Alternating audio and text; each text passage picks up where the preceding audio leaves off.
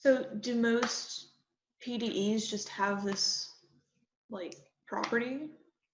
Most PDEs that is in such a, let me write it down. Most PDEs that are in the form of du dt plus a certain function of u, let me say g of u times du dx equal to 0. So basically, if the du dx, the speed, the du dx, the spatial derivative is preceded, is multiplied by anything that depends on the solution,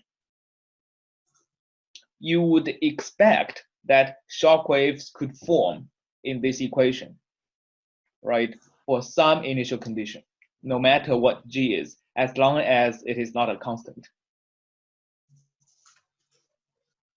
All right, because you're going to have characteristic lines whose slope actually depends on g, right? When g is positive, the slope is towards the right. When g is negative, it slopes towards the left. And if g of u is large, the slope is more towards the right. And if g of u is less but still positive, it slopes towards the right but with a more vertical slope. Right. Excuse me? Yeah. If the solution G, would there be a case where G is strictly negative or strictly positive and then shock waves wouldn't form because there'd be no zero value they converge to? That's an extremely good question. Yeah, what if G actually depends on U, but it is strictly positive or strictly negative? Let's actually, we can actually look at a case using this, right? So what if our initial condition is all positive? What if, for example, let me actually draw the case where I have a, still, let's look at the Burgers equation. But we have an initial condition that's a, what if u at t equal to 0, x is equal to sine of x plus 1, right? Or plus 2, for that matter. What if we have a positive initial condition, then all the slope goes towards the right, right? So let's actually try that. Let's actually add 2 to the initial condition so that our wave speed all goes towards the right, right? So let's try and use that initial condition to see how it works.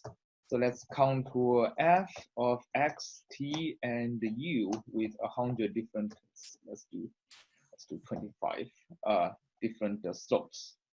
Okay, and let's close all and see round section.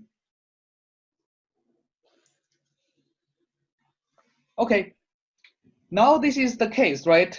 If you see my screen, you see that it is actually the case when the solution is all positive, everything slopes towards the right, right? But could shockwave happen in this case? Yeah, I see it, because the higher values catch up to the lesser values, even though they're all Exactly. The higher values catches up with the lower values. Actually, if you run it for a little bit longer, you can probably see it already. So let's see if I run it to 0.25.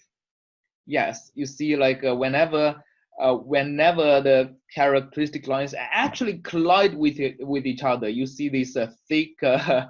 I mean, basically, a bunch of contours degenerate together, and you have a shockwave, right?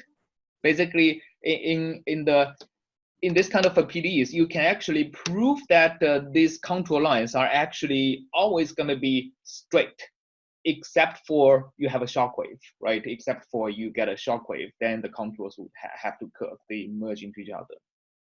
All right. So this is basically why you almost always expect shockwaves to form. Now the question is, when a shockwave forms, what happens, right? Because when we solve a partial differential equation, we are usually describing some kind of physics. And if the physics, like aerodynamics, like supersonic flows, that actually allows the existence of shockwaves, we want our numerical methods to also correctly approximate the behavior of such shock waves. So, so let's actually discuss two things.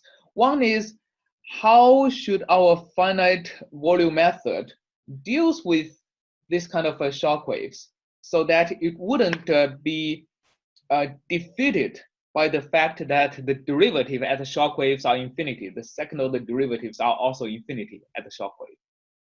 And two is that how can we make sure that we, first of all, we want to understand when the shock wave forms, how should the shock wave behave? For example, should it move, right?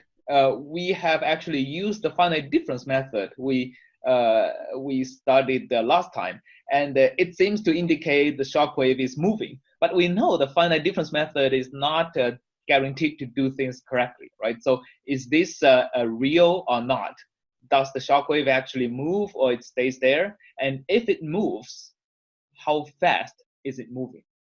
Then we can go back to our finite volume method and make sure that the finite volume method actually correctly approximates the movement speed of the shock waves.